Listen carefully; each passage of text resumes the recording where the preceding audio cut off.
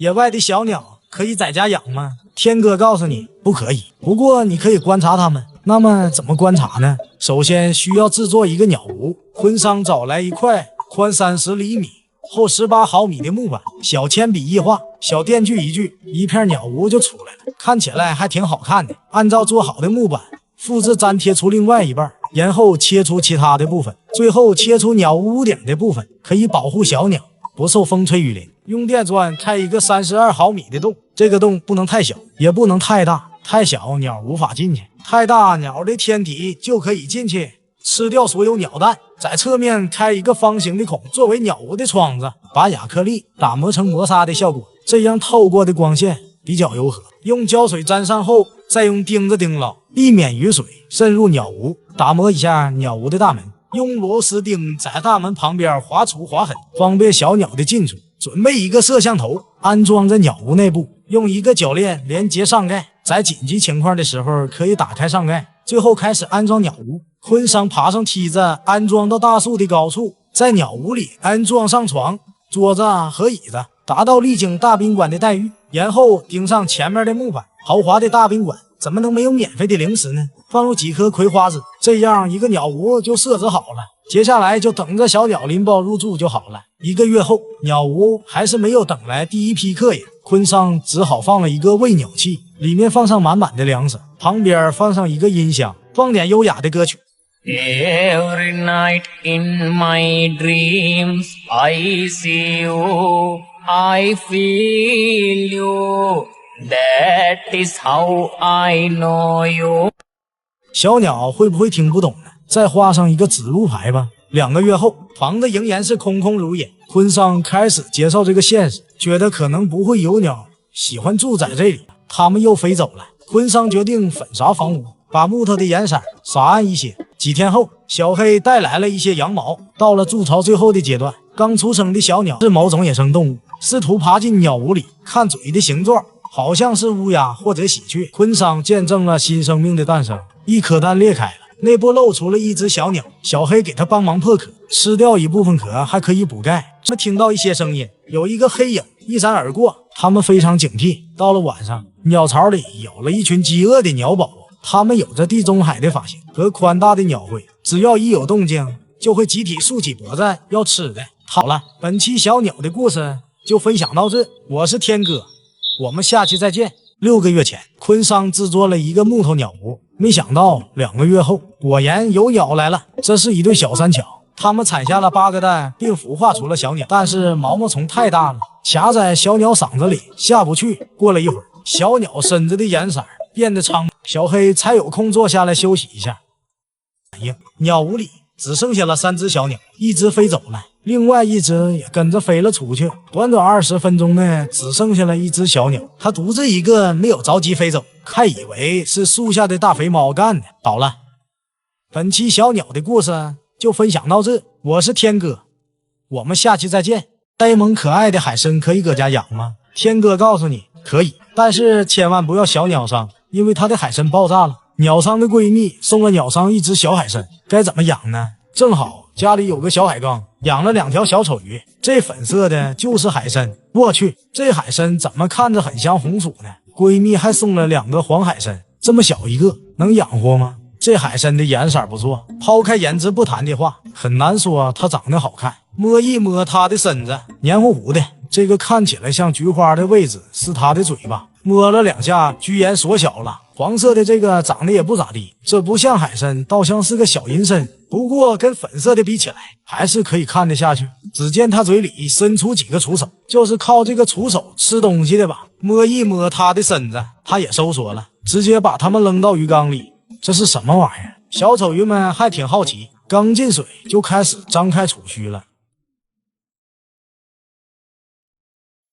接着把粉色海参扔进去，这家伙进缸之后一动不动，好像一块石头。不过粉色的海参身子下面冒出了很多孔，过了一会儿，孔里出来了很多腿，它就是靠这个走路的吧。慢慢适应环境后，它的嘴巴也打开了，像开花了一样。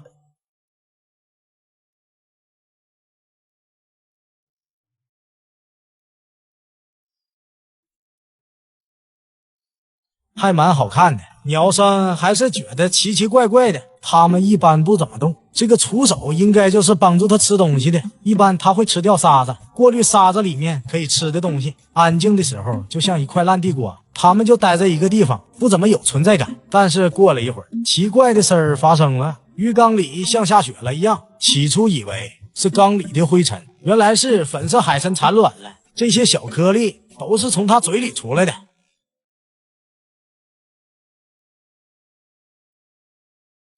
看起来像银河里的星星。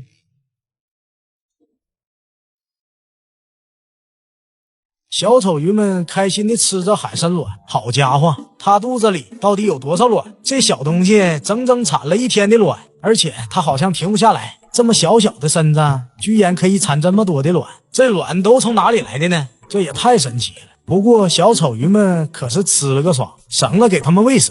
鸟商也觉得没什么。到了下午，看起来产卵过程好像要结束了。第二天起来，完犊子，鸟商看着鱼缸里的海参卵更多了，这可能会破坏水质，只好更换了过滤棉，这样可以吸收大部分的海参卵。半小时后，忽然小丑鱼的行为有点奇怪，好像喝了假酒一样东倒西歪，直到完全失去了呼吸。后面的小丑鱼也不行了，这到底是怎么回事？毫无疑问，这粉色海参是第1号嫌疑人。查了资料才明白，原来海参在受到外部刺激的时候，为了保护自己，会释放一种毒素，对人没事儿，但是对鱼却是致命。鸟商从来没有遇到这种事情，只能说小丑鱼太可怜了，也只能拿这海参去炒面了。好了，海参的故事就讲到这，我是天哥，我们下期再见。呆萌可爱的角蛙可以搁家养吗？天哥告诉你可以。2年半前，坤商喜欢上了养角蛙，从网上买来一只小角蛙，2个滴溜溜的大眼睛，非常可爱。那这玩意儿怎么养呢？坤商想设计一个轻松饲养的方案，尽量减少频繁的换水。先买来一个鱼缸，一个上滤盒和一个滴滤板结合起来，这过滤很强了吧？放入一块野外捡来的空心砖，还有一块没人要的沉木，把水草泥倒进空心砖内部，外面也倒满5厘米左右厚的水草泥，放入一个小的夹叶棒，买来一些苔藓，种在沉木和空心砖周围，再装饰上一些水草，一个角蛙缸就制作好了。3个月后，植物长得郁郁葱葱，这杆角一下就出来了。不适应环境的苔藓会枯萎，适应环境的则发出了新芽。是时候放入角蛙了。绿色的身子，粉嫩的小爪子，应该叫它什么呢？浑身绿了吧唧的，就叫它小黑吧。打开盖子看一下，身上有一些小疙瘩，这不就是长得好看点的癞蛤蟆吗？把它放到缸里，确实挺可爱的。刚入缸的小黑想给坤商表演一下特技，不过这下整尴尬了。角蛙虽然是两栖动物，但终生是生活在浅水边的，它们并不擅长游泳，这可能是只假的青蛙，因为怕小黑淹死，所以坤商又加上了一块沉木。在适应了一会儿后，小黑找了一个舒服的地方坐了下来。角蛙排尿非常多，如果不注意换水的话，马上就会生病。给缸里喷水，保持缸内的湿度，因为使用了夹叶棒，所以缸内可以保持一定的温度和湿度。给它一只面包虫放到它的嘴边，小黑吃东西的动作蠢萌蠢萌的，还挺好玩的。2天后，给小黑一只小鱼吃。小黑虽然长了张深渊大嘴，可是吃东西却不容易，吃进去后还得用手帮下忙。再吃一只。5天后，鱼缸里的水蒸发减少了，所以得补点水，水位线不要超过小黑的下巴。小黑吃起鱼来也熟练多了，他吃了一只比较大的青江，用眼睛搜索来帮助挤压食物进入咽喉。看着他吃东西，坤商都觉得噎得慌。8天后，今天给小黑的外卖是泥鳅，还有每天4只的青江。好家伙，这把镊子都给咬住了。12天后，有时候小黑会离开窝里，坐在别的地方看风景，有时候也会浮在水面上。与其说浮在水面游泳，不如说后腿挂在沉木上。他就这样挂了30分钟，也没怎么动。不知道他是故意的，还是不小心的，还是帮助他回到陆地上吗？看起来好像没事。小黑很调皮，几个小时后又跑到了同一个地方，还是一样把他救回去。有点担心小黑的蛙身安全，还是给他做一个小辅导。15天后，我第一个角角竟然第一次发现了小黑的粑粑，拿出来观察一下。远远的好像水草泥一样的东西。原来每次小黑蹲在后面是在上厕所，不想污染自己的小窝。小黑还挺讲究的，17天后，小黑在用脚挠痒痒，原来是要蜕皮了。角蛙蜕皮意味着它又长大了，它用后腿灵活的蜕皮，然后运送到嘴里吃掉，一点也不浪费。每次吃东西的时候都是最可爱的时候。不过昆桑注意到了旁边的苔藓长了一些霉菌，这是挺可怕的事情，先把小黑抓出来隔离。看来他不太想离开这个小窝，把小黑暂时放在小式养盒里，把缸里加上水，没过霉菌的位置。昆桑采取生物治疗的方式，在野外采来很多黑壳虾，他们会吃掉霉菌吗？21天后，黑壳虾的作用超乎想象，不分昼夜的再吃霉菌，只需要3天，霉菌就消失了。把水抽掉一部分，搁浅的小虾也加到水里。小黑非常迫切的想回到自己窝里，一不小心掉了出来，能平安回到家真是太好了。35天后，小黑已经学会了熟练的游泳，游到浮岛上。他每周会蜕皮1到2次，这次喂给小黑的是5颜6色的青姜和一只黑壳虾，吃完还想再吃，很快呀就吃了进去。闭上眼睛享受一下，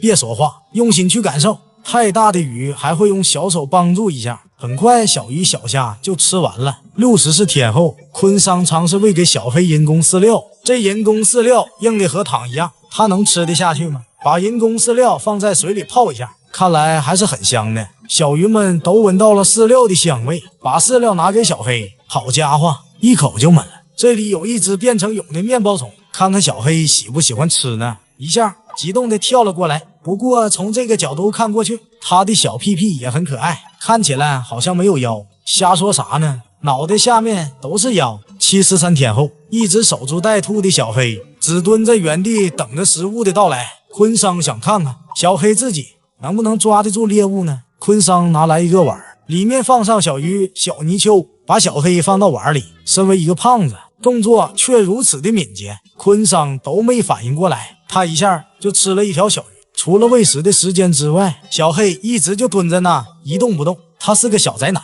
不喜欢到处旅行，不过他却是个大吃货。他的那张大嘴可以吞下整个世界，根本不用低头就可以瞄准目标，连汤带水一起吃，原汤化原食，吃也吃饱了，把他放回他的小窝里。他在想什么呢？是不是在琢磨自己有多帅呢？昆桑给他拿来一面镜子，让小黑臭美一下。小黑看到自己的模样，吓了一跳，这是什么怪物？那么你想养一只吗？好了，本期角蛙的故事就分享到这里了，我是天哥，我们下期再见。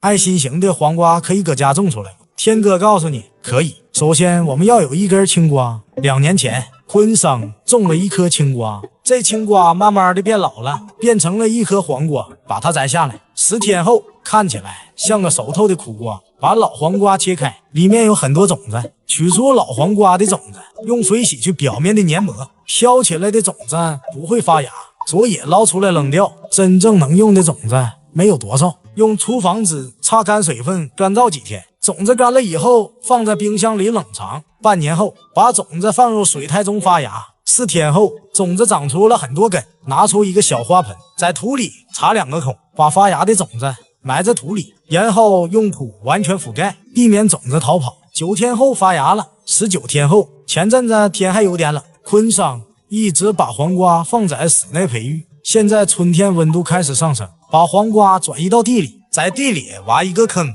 把黄瓜苗整个带土放到坑里，旁边放上一些干草，给它当棉被。仅仅是棉被还是不够，还得给它盖上一个小房子。27天后，悲剧发生了。最近雨水太多，其中一株幼苗的叶子很快干枯，看起来已经芭比 Q 了。幸好还有2株幼苗长得不错。57天后，叶子已经长得很高了，把房子拆掉，避免影响黄瓜的发育。在叶子的背面发现了很多蚜虫，把这颗带蚜虫的去掉，插上一根小棍，方便后期黄瓜爬秧，顺便给它施点肥，补充营养。61天后，为了刺激植物生长，去掉1到5节的果实。63天后，把小棍换成更长更粗的。73天后，每2周给黄瓜们施肥一次，和隔壁于大爷的父亲王老爷子一样，偶尔也会加点生物堆肥，肥料的量取决于那天有没有拉肚子，这样培养出来的黄瓜味道香甜。你往那边蹲一下，由于施肥的过程中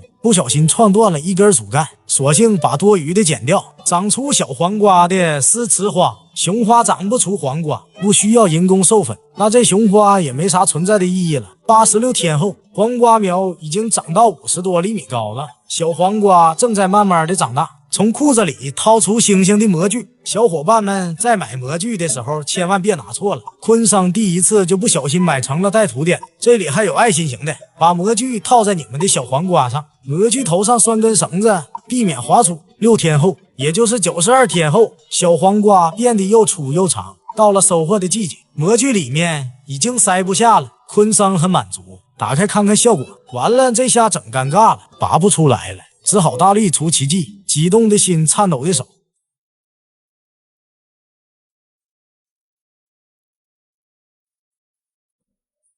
这算不算成功呢？把心形的那个也剪下来，然后采摘几个正经的黄瓜，洗干净后切片。这个是星星形状的，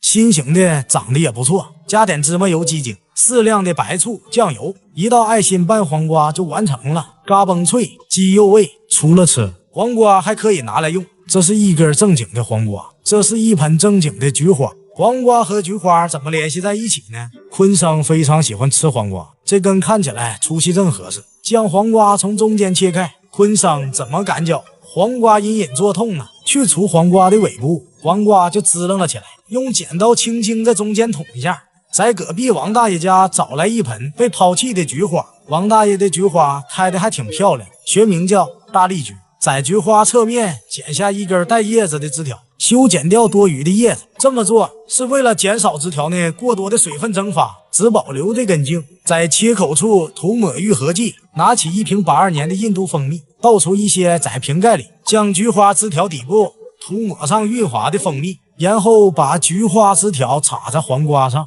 用力固定好。取一个切成一半的可乐控瓶，在底部倒入水，加入一些生根粉，摇匀后将制作好的黄瓜放入其中，盖上一个奶茶盖。7天后，菊花枝条开始发芽，将菊花枝条取出，底部长出了许多细根。摸一摸这些柔软的嫩叶，看起来非常成功。找来一个花盆，加入腐殖土，这根黄瓜仍然有用途，将其埋入土中，将菊花枝条种在土里，浇上适量的水。45天后，它长成了一株茂密的大丽菊，外观华丽迷人，菊花里透露着淡淡的黄瓜香。关键是用自己的黄瓜种出来的，那种满满的成就感是很幸福。你喜欢吃黄瓜吗？好了，本期视频就分享到这，我是天哥，我们下期再见。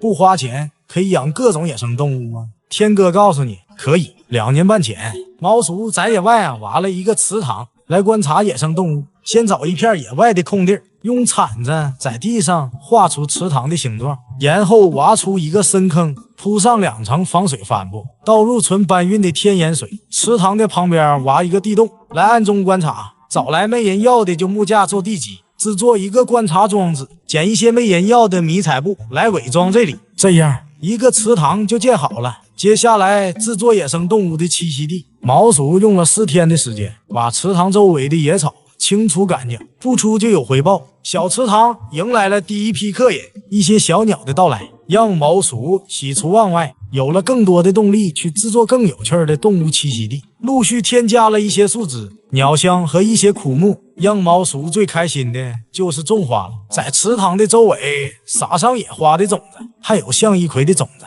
还可以吸引很多野鸟来吃葵花籽。理想很丰满，现实很骨感。在种子发芽之前，老天爷就来个场大雨，还夹杂着冰雹，雨水把种子都冲刷起来。计划赶不上变化，大自然有太多的未知，不过这才是有意思的地方。春天来了，在没有种子的地方也都长起了原生的野草和野花，这也让毛叔开始明白了，生态系统是由无数的细节慢慢组成的。龙狮、杨永春还有水米是第一批水里的生物。这只鸟喜欢站在毛叔拿来的树枝上寻找昆虫。苏燕已经拎包捂住了鸟箱，或弯嘴朝东在灌木丛里休息。当然还有一堆各种各样的鸟来池塘里洗澡，不过你这洗澡喝水2不误，那味能对了吗？毛叔种的大葱属于观赏葱，学名细香葱，是池塘边最早开花的植物，花粉的香味吸引了很多昆虫。而这些小昆虫的出现，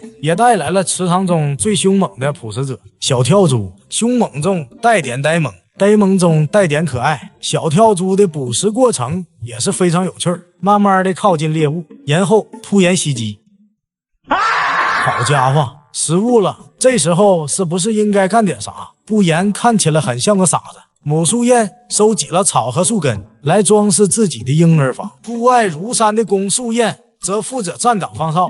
可是悲剧发生了，几天后，第一个蛋被松鼠偷吃了。你这是故意的还是不小心？可惜的是，被吓跑的树燕夫妇再也没回来。不过，大自然的生态系统就是这样。池塘里发现了很多青蛙，它们产下了卵。小鸟在树上唱歌，蜂鸟在周围飞来飞去。能观察到这么多丰富的野生动物，真是值了。到了夏天，充沛的雨水让植物开始疯长，各种花也都盛开着，给池塘添加了丰富的色彩。在这个植物上发现了一些蚂蚁和蚜虫，这些蚂蚁保护着蚜虫，而蚜虫始终没躲过瓢虫的追击，大多数蚜虫都被瓢虫吃掉了。它们一天能吃掉100只蚜虫。毛叔制造了一块沙地，这样小鸟们可以在这里进行沙浴。树燕们又回来了，而且产下了5个蛋。这次它们保护的挺好。没过多久，小鸟诞生了，野花的盛开吸引了很多昆虫，还有毛毛虫。池塘边出现了大量的蜻蜓，